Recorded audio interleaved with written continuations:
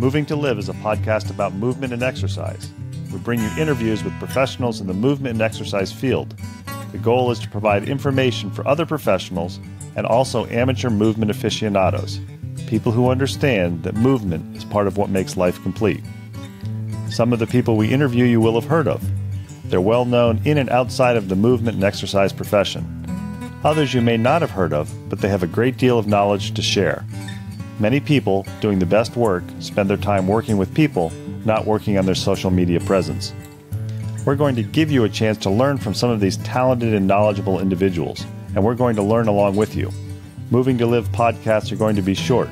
Each interview will be long enough to impart usable information, but short enough to be able to be consumed in a single bout, during your workout, commute, or even during dinner prep. We all like long-form interviews, but time is valuable. Moving to Live wants to give you the option to learn and be entertained without needing to commit 60 minutes at a time for an interview. Give Moving to Live a listen. Check out our sister podcast, FitLab PGH, which highlights people, businesses, events, and activities in the Pittsburgh, Pennsylvania area that make movement a priority. Moving to Live would love to hear from you. Want to connect with us or have an idea for somebody you think we ought to interview? Drop us an email, mov2liv@gmail.com, or connect with us on Instagram and Twitter, both _mov2liv. We're excited to bring you these interviews, and we think you'll enjoy each and every one that we bring you.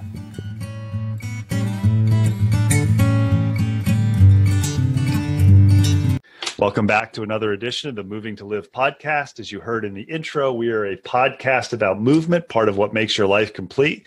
I really believe that movement should be looked at as a lifestyle and not just an activity. One of the main goals of Moving to Live, in addition to me getting to talk to interesting people literally all over the world, is to work to break down the knowledge silos in movement. By that, what I mean is people tend to only talk or get information from people who have things in common with them. So physical therapists talk to physical therapists, physical medicine physicians talk to physical medicine physicians, personal trainers talk to personal trainers, never recognizing that many of them have the same goal: to improve the quality of movement and to increase the movement of people.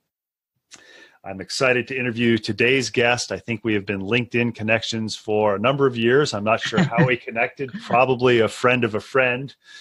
But as you've heard me say before on the podcast, one of the ways I find people is, I say this in the friendliest, least threatening way, as we stalk them on the internet. We see things that they post, we see pictures, we look at their backgrounds. And as I was looking for the next round of guests, I realized that one of my connections in LinkedIn probably had a really interesting story, and definitely believed that movement was a lifestyle and not just an activity. So we're here with Andrea Leonard. Andrea, thanks for taking time to talk to Moving to Live.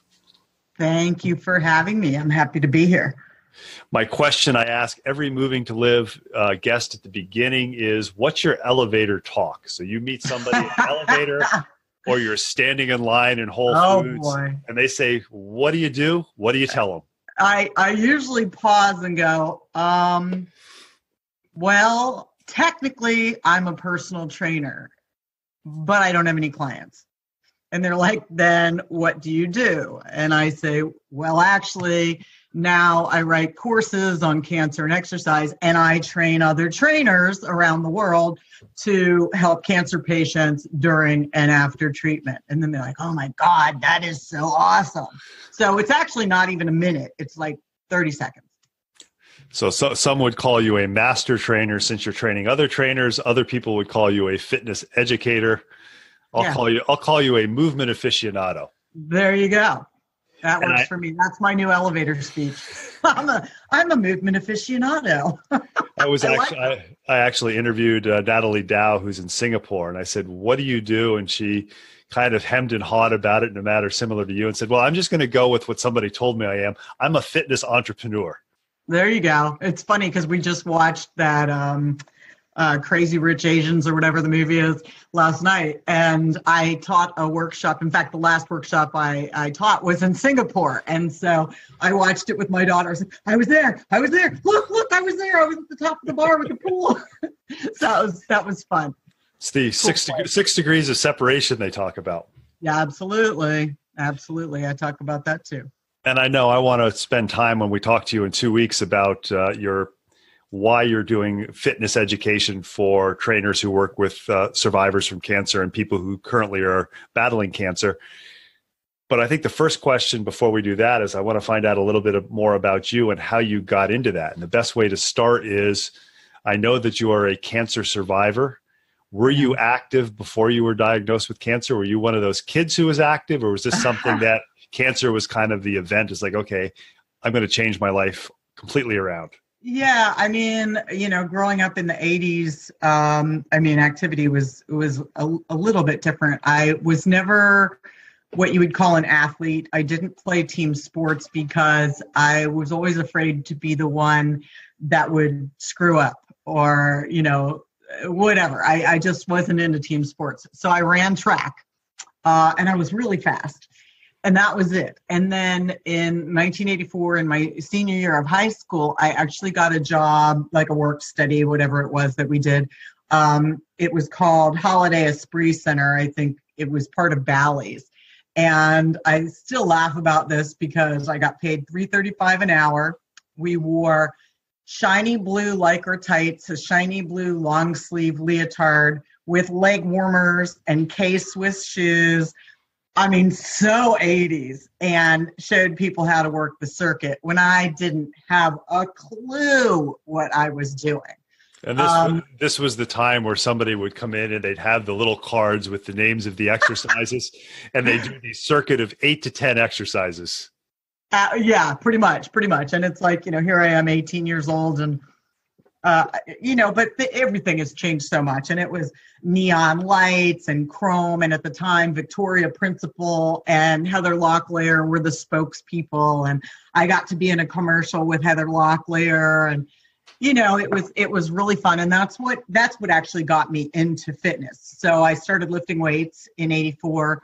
And then it was, not even 5 months later that I was diagnosed with cancer. And having thyroid cancer, and for anybody who isn't familiar with what thyroid does, it pretty much regulates your day-to-day, your energy, your body functioning. I mean, you name it. So I had gained weight. I was sluggish. It affected my self-esteem, my self-confidence. So the way that I helped myself physically and emotionally recover was to exercise. And that's gone through various different stages throughout the years, but weight training has always been a staple, if you will. And then I've had other interests as well. What were if you can remember back then, what were your physicians who were helping you with the treatment of cancer? What was their response when they learned that you were lifting weights and doing activity?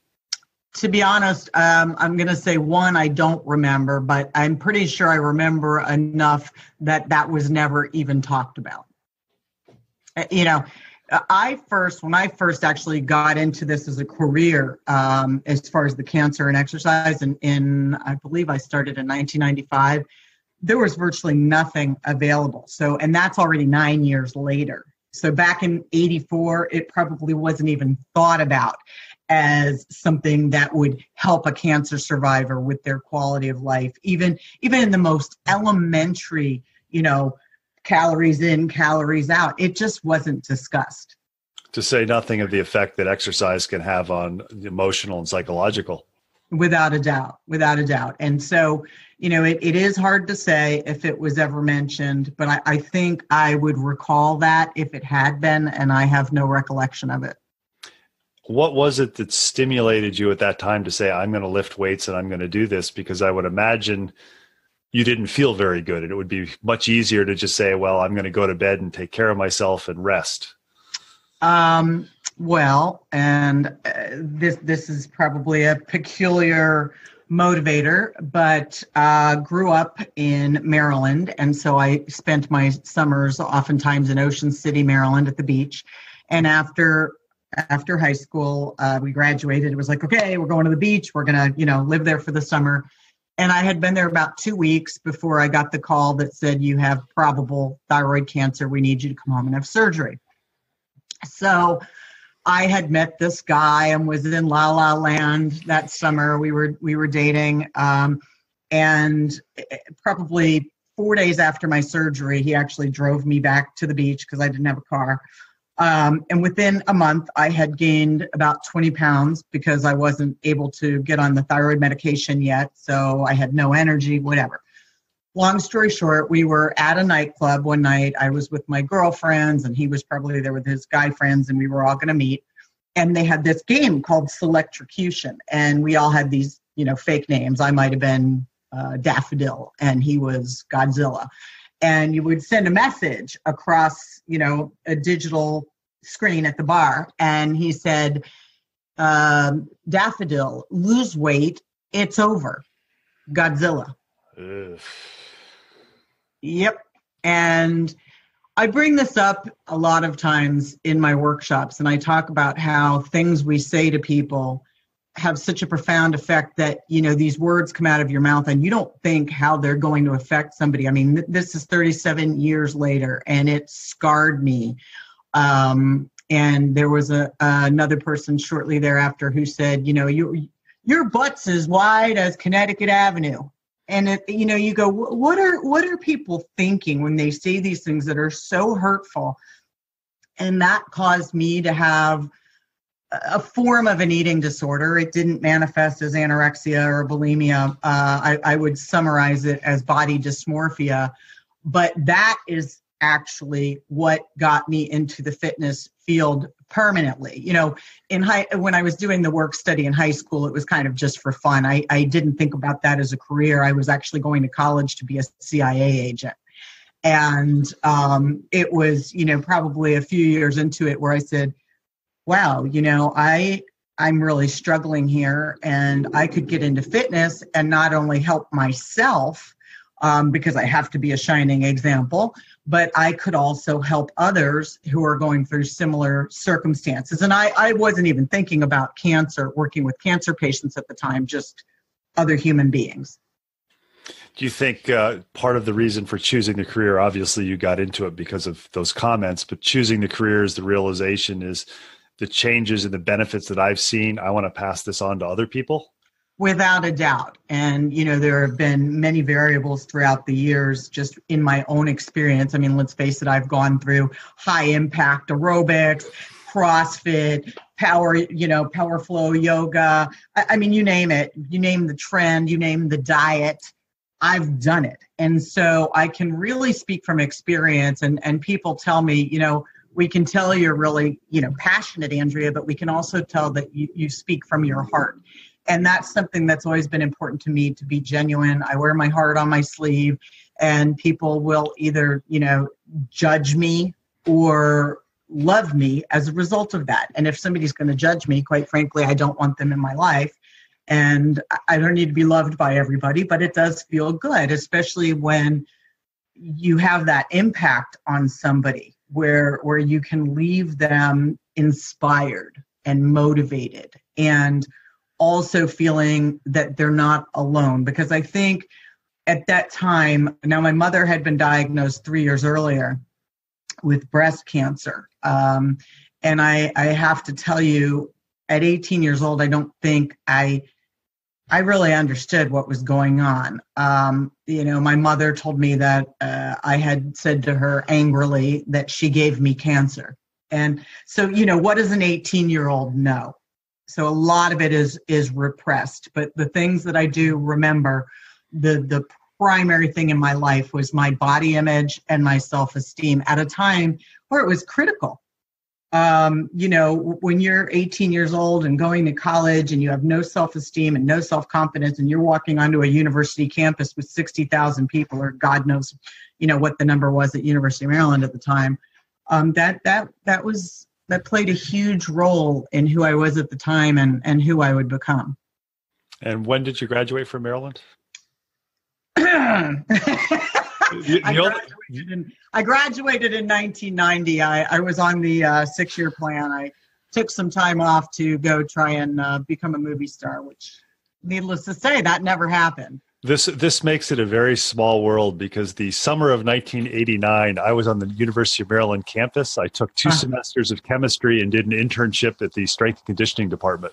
Oh, wow. Very cool. Okay. College Park. Were you at College Park or Baltimore? I was at College Park.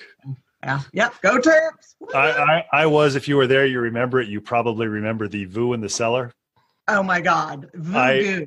I lived up the hill in the apartment complex from there, and all of the football players were the bouncers. Yeah. Well, hopefully you don't remember me from the VU, because I'm not sure I'd want to be remembered. I can pretty much guarantee you that the people who knew me in the 80s would have a completely different opinion of me than the people who know me now. Definitely worlds apart. It was a very good educational experience for me as far as doing the internship, but I also remember seeing my TA from the chemistry class in one of the bars at like 11 o'clock at night and say, you do really good work, but your work is messy. It's almost like you're lying on the floor watching TV. Oh, I said, well, actually, that's what I am doing. Right. And then there was another place, like a couple doors down, another bar. I don't remember what it was, but we would go there as well. And then across the other side of the street, there was a pizza joint. So after we had our beer and what have you, we'd go over there and get a calzone at, midnight, which was part of the reason I had, and not only was I overweight to begin with from not having a thyroid, now my eating habits and everything were deplorable because I was at college and partying and, all the other stuff. So it was quite the learning experience. And I'm interested, clearly you've done a great job of explaining why you got into fitness personally. How long was it in college before you said, I think I can make this a career? And how did you go from being the person in the spandex showing somebody how to use the Selector machine to saying, I'm going to be a serious professional and this is going to be a profession and not just something I do because, wow, they're going to pay me to stand around? Yeah, well, actually, I think it was more like right after college because I graduated with a degree in criminal justice. It was one of those things that I did all of my elective towards criminal justice and criminology up front. So by the time that I decided I wanted to do something different, I was so far into it, I would have pretty much had to start all over again. So I took the long, hard road, which was, I got out of college. I got my ACSM, certified personal trainer. I did Cooper Institute, special populations. I did ACE, certified personal training, NASM, personal trainer, corrective exercise specialist, performance enhancement specialist. And basically, I had to crawl my way up the totem pole as opposed to being the person who had the PhD or the master's. And my mother has been constantly, Andrea, you should be getting your master's, you should be getting your doctorate. And I was a single mom for a long time, and there just was never the time to go back to school. So I worked and I there have been people throughout the years, very few, but who have criticized me because, I'm just a personal trainer. I've never claimed to be the best. I've never claimed to be the smartest or the most well-educated, but it's kind of like school of hard knocks, school of life versus school. So I've gone through the school of hard knocks, school of life, and I was really fortunate to be able to work with physical therapists, occupational therapists, nutritionists, the chiefs of breast surgery at Georgetown, Johns Hopkins, GW, to create the material that has become the longevity of my career and ongoing. I consider myself as the representative for a group of medical professionals. I'm just the one that's putting it in book form and teaching it to everybody else. It's much like a teacher at a university. They didn't necessarily write the books, although I am, but I'm not doing it alone. So it's something that I still consider, and my mother is a huge advocate. She still goes to school at 80 years old just for fun. And the day may still come when life lets up a little bit that I do it, just so on my gravestone it can say, Andrea Leonard, PhD, or whatever. Well, I always tell people that my dad went to law school at 74, so it's never too late. Wow. But it's also one could look at from looking at the conferences that you've presented at. You've clearly have gone to those conferences, that you may have the equivalent of a master's degree in knowledge just from the sheer number of conferences, because rather than reading about something in the textbook, if you go to an ACSM conference, very often you hear the original researcher talking about that information rather than somebody else summarizing it. And I mean, I've spent the last 23 years researching. I've written 14 books. If there were a way to be awarded for the amount of work that I've done, then I would say I've definitely earned my master's, and I'm probably well on my way to my doctorate. But, we don't live in that world that I know of. But if anybody's listening and wants to give me a degree, I'm down. Honorary degree. There you go. I'll do the work. So I'm curious, you said that you graduated with a criminal justice degree, made the decision to make personal training your career. And at some point you didn't really switch directions, but either consciously or unconsciously made the realization that if you want to survive in a field for a long time, having a career, then you either have to do something better than most other people or differently. And I think allowing yourself, or coming up with, I won't say coming up with the idea, but choosing to integrate personal training with as part of the treatment for cancer definitely is doing something different than what most other people. How did you get to that point where it's like, okay, this is a niche that I can fall into, or this is a niche that I can make my own? Actually, I remember that very well. So it was 1995. And I trained my mother's breast surgeon, Catherine Alley, and her husband. My mother had been diagnosed with her second breast cancer. And at this point, I'd been a trainer for 5 years. And she said, Andrea, can you help me recover from this surgery? Because she had permanent nerve damage. She had a frozen shoulder. She had to go through painful years of physical therapy because she was never told to move her arm. She went through detox for months at Johns Hopkins and all this that could have been avoided. And so I remember saying to Catherine Alley, Dr. Alley, what do you think about writing a book on exercises for breast cancer? And she said, that's an amazing idea. And there was virtually nothing. So going back to 1995, when I began, there were two other people doing what I was doing. I just didn't know it. And one was Rocky Mountain Cancer Institute, which I think now is like the University of Northern Colorado. And then Eric Dirac, which is medical health and fitness. So the three of us / our organizations all were the founding fathers, if you will, of cancer exercise. Now, there are other researchers and people out there, but as far as educators on cancer and exercise, when I've traced back the roots, that's what it goes back to. So there was virtually no internet. It was just coming to be. I barely knew how to use a computer.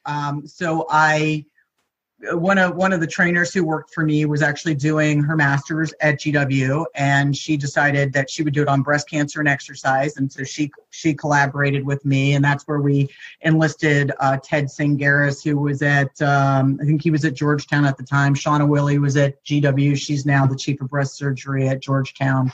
And I can't even remember the third right now, forgive me. But in any case, we spent 3 years working on this book, which ended up being published in 2000.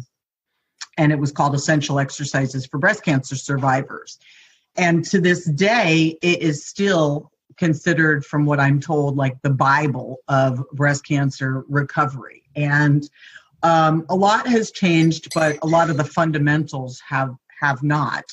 And, I say the same thing. I'm like, as a trainer, because I've been interviewed so many times, and when they ask me to give advice to new trainers, I'm like, you have to either do it better or different. So, touche. It wasn't something I necessarily set out to do I didn't dream of doing this when I was a grown up. Nor did I dream of being a single mother or any number of things that have happened in my life. But if what doesn't kill you makes you stronger, then I am definitely Xena, the warrior princess. So it has kind of snowballed since then. It started off with just breast cancer. I created a nonprofit back in 2000 called the Breast Cancer Survivors Foundation. And I was raising money to give to breast cancer survivors that they could have exercise sessions free of charge with a breast cancer exercise specialist. And that was when I wrote my first training manual. So this was 2000. It was about 40 pages of breast cancer and exercise. I would travel around the country with a dry erase board because I didn't know how to use PowerPoint. And I mean, I remember teaching workshops on the top of the building, in a health club in LA, or in something that would be similar to a circuit training, like a curves or what have you. And they're like, I walk in there and they're like, yeah, we'll just sit on the equipment and you can present. I had no idea what I was doing. I really didn't. And it's evolved light years since then, thank God. So now the handbook's 500 pages. It's the 11th edition, and I'm soon to be going into the 12th. And we cover 25 types of cancer, pediatrics, everything you ever or never wanted to know about cancer, treatment, and recovery. We are fortunate enough to be talking to Andrea Leonard. She is a 34-year cancer survivor and the president and founder of Cancer Exercise Training Institute.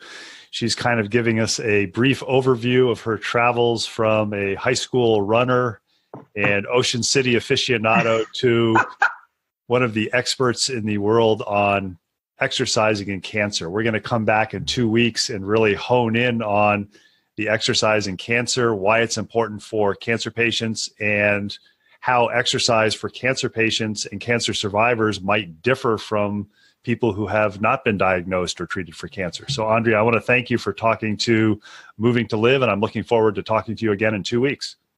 I look forward to it as well. Thank you for having me.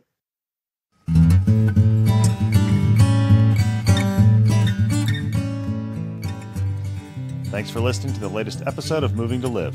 Make sure you check out the show notes for contact information for our latest guest, as well as links about all the things we talked about. Intro and exit music is Traveling Light by Jason Shaw. You can subscribe to Moving2Live on Stitcher, Apple Podcasts, and Google Play, and be notified about new episode releases. Have any questions, comments, or suggestions? Drop us an email, mov2liv@gmail.com. Connect with us on Twitter or Instagram, both _MOV2LIV. Please tell your friends about Moving2Live. It's a go-to place for information for movement and exercise professionals and amateur aficionados who understand that movement is part of what makes your life complete. Until next week, keep on moving.